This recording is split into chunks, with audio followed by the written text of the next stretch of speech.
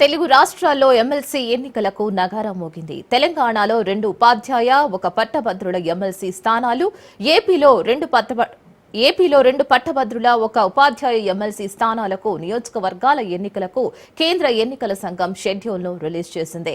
దీంతో మండలి సీటుపై ప్రధాన పార్టీలు ఫోకస్ పెట్టాయి. గెలుపు కోసం అస్త్రశస్త్రాలు సిద్ధం చేస్తున్నాయి.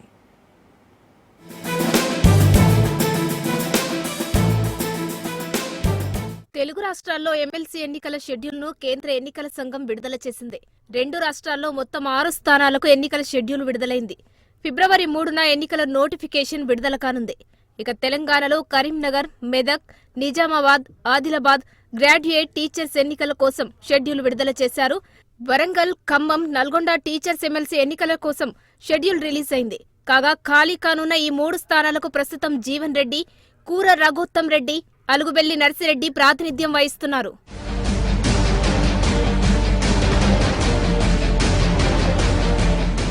ఇక ఆంధ్రప్రదేశ్ విషయానికి వస్తే 2 పట్టభద్రుల, 1 ఉపాధ్యాయ ఎమ్మెల్సీ నియోజకవర్గాలకు షెడ్యూల్ విడుదలైంది. ఫిబ్రవరి 27న ఎమ్మెల్సీ ఎన్నికల పోలింగ్ నిర్వహించనున్నట్లు ఆంధ్రప్రదేశ్ రాష్ట్ర ఎన్నికల సంఘం ప్రకటించింది. ఈ మేరకు ఫిబ్రవరి 3న నోటిఫికేషన్ జారీ చేయనున్నట్లు తెలిసింది. ఫిబ్రవరి 27న ఎన్నికలు నిర్వహించి మార్చి 3న ఓట్ల లెక్కింపు చేయనున్నట్లు ఎన్నికల సంఘం వెల్లడించింది. నోటిఫికేషన్ విడుదలైన తక్షణమే ఎన్నికలు జరగనున్న జిల్లాల్లో ఎన్నికల ప్రవర్తన నియమావళి అమల్లోకి వస్తుందని ఎలక్షన్ కమిషన్ ప్రకటన జారీ చేసింది.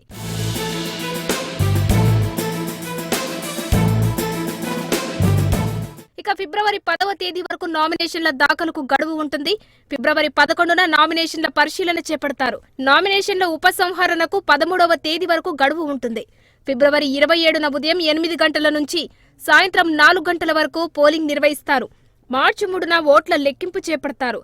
ఎన్నికల ప్రక్రియను మార్చి 8 వరకు పూర్తి చేయాలని ఈసీ స్పష్టం చేసింది.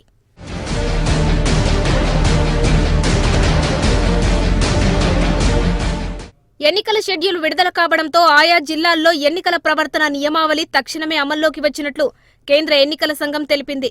రాష్ట్రంలో హైదరాబాద్, ఉమ్మడి రంగారెడ్డి, ఉమ్మడి మహబూబ్ నగర్ మినహా మిగిలిన 7 జిల్లాల్లో ఎన్నికల ప్రవర్తన నియమావళి అమల్లోకి వచ్చింది.